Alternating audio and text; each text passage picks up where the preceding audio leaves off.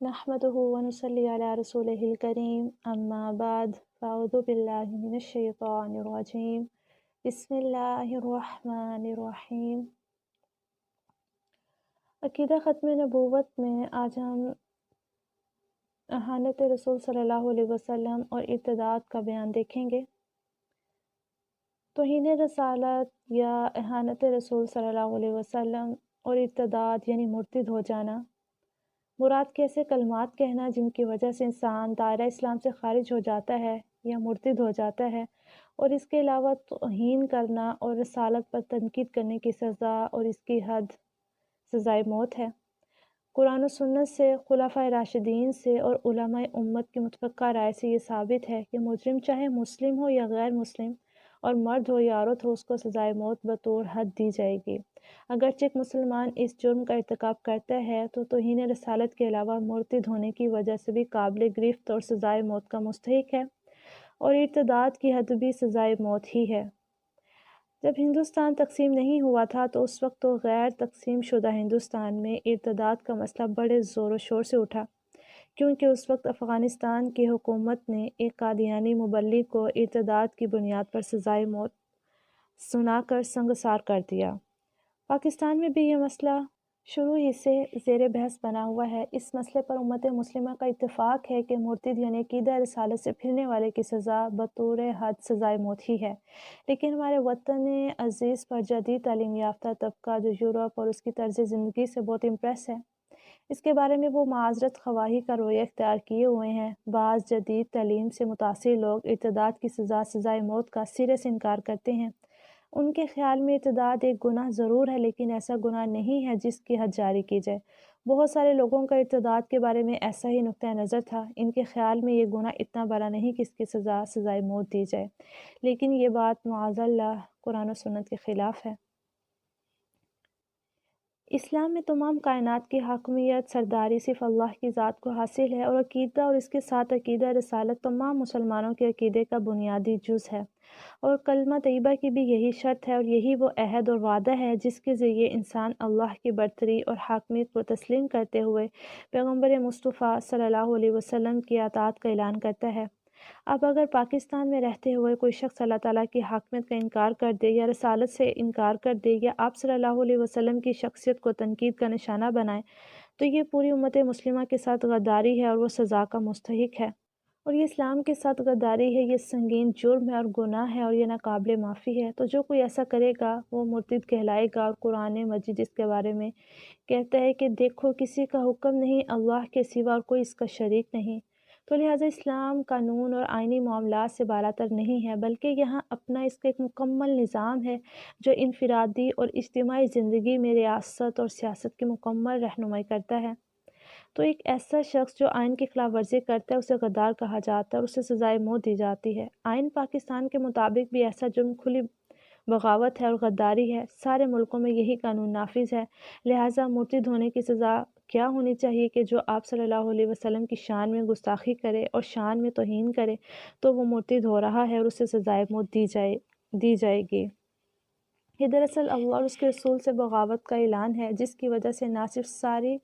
شہری حقوق سے محروم ہو جائے گا جو اسلام کی بدولت اسے ملے ہوئے تھے، بلکہ وہ جاری کی گئی حد کے مطابق سزائے موت کا حقدار بھی ہوگا۔ مرتد کے بارے میں قرآن مجید کا اعلان سورۃ الاحزاب کی آیت نمبر 57 میں اللہ تعالیٰ فرماتے ہیں، یقیناً جو لوگ اللہ اور اس کے رسول کو ایذا دیتے ہیں اور ان پر دنیا اور آخرت میں اللہ تعالیٰ کی لعنت ہے، اور ان کے لیے دردناک عذاب تیار کر رکھا ہے۔ سورۃ توبہ میں اللہ تعالیٰ فرماتے ہیں، ان سے کہہ دو کیا تمہاری ہنسی اور تمہاری دل لگی اللہ اور اس کے رسول کے ساتھ تھی، تو تم عذر مت پیش کرو، اور اسلام لانے کے بعد کفر کیا ہے، اور ہم نے ایک گروہ کو معاف بھی کر دیا، لیکن ہم دوسرے گروہ کو ضرور سزا دیں گے کہ وہ مجرم ہیں۔ سورۃ توبہ میں عہد توڑنے والوں کو گمراہ قرار دیا گیا ہے۔ اگر عہد کرنے کے بعد یہ اپنی قسموں کو توڑ ڈالیں اور تمہارے دین پر حملہ کرنا شروع کر دیں تو پھر ان کفر کے سرداروں سے جنگ کرو، اور ان کی قسموں کا کوئی اعتبار نہیں۔ لہٰذا وہ لوگ جو وعدہ کر کے دین اسلام کو قبول کر کے دوبارہ مرتد ہو رہے ہیں، ایسے لوگوں کو ان کے انجام تک پہنچانے کا حکم ہے۔ عبداللہ بن عباس سے روایت ہے کہ نبی کریم صلی اللہ علیہ وسلم نے فرمایا، جو کوئی اللہ کے دین یعنی دین اسلام کو بدلے اسے قتل کر دو۔ عبداللہ بن مسعود سے روایت ہے کہ نبی صلی اللہ علیہ وسلم نے فرمایا کسی مسلمان کا خون معاف نہیں ہے جو یہ گواہی دے کہ اللہ کے علاوہ کوئی معبود نہیں ہے اور نبی کریم صلی اللہ علیہ وسلم اس کے آخری رسول ہیں، سوائے 3 مجرموں کے: جان کے بدلے جان، شادی شدہ ہو کر زنا کرنا، اپنے دین کو چھوڑ دے، تو ایسی صورتوں میں ان کا خون بہانا جائز ہوگا۔ حضرت محمد صلی اللہ علیہ وسلم نے حضرت معاذ بن جبل کو یمن بھیجا اور وہاں جا کر آپ رضی اللہ تعالیٰ عنہ حضرت موسیٰ شرعی سے ملے جو کہ وہاں کے چیف جسٹس تھے۔ وہاں اس وقت ایک مجرم کو پیش کیا گیا تو حضرت معاذ بھی اس معاملے میں شریک ہوئے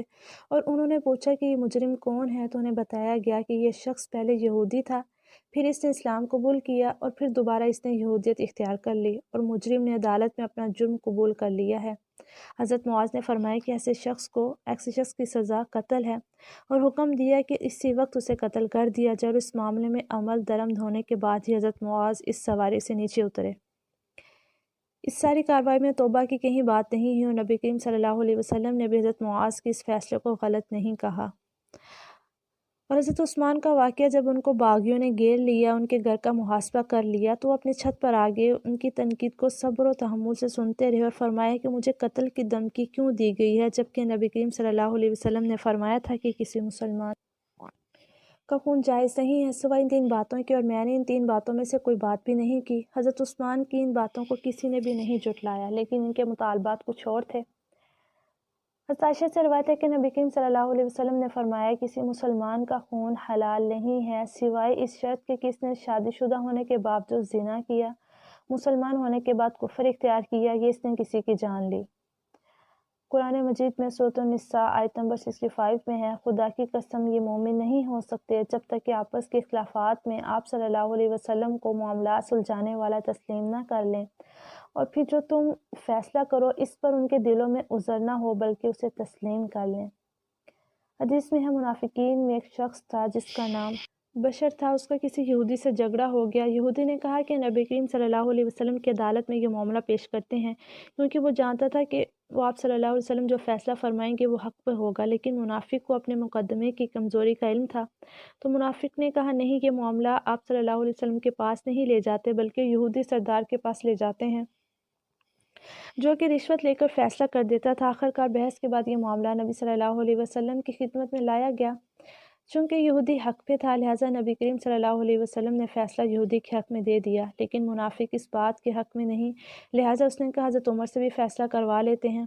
جب معاملہ حضرت عمر کے پاس گیا اور ان کو سب بتایا گیا اور حضرت عمر نے جب اس منافق سے تصدیق کر لی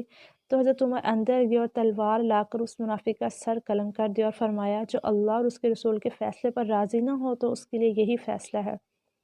اور اس طرح ان کو فاروق کا لقب بھی ملا، یعنی حق اور باطل میں فیصلہ کرنے والا، کیونکہ اس منافق کا عمل حضرت محمد صلی اللہ علیہ وسلم کی شان میں گستاخی تھا۔ جب یہ معاملہ حضرت محمد صلی اللہ علیہ وسلم کے پاس پہنچا تو انہوں نے اس بات کی تصدیق کر دی اور کہا کہ اس مقتول کے وارث دیت مانگنے کے مستحق نہیں ہیں۔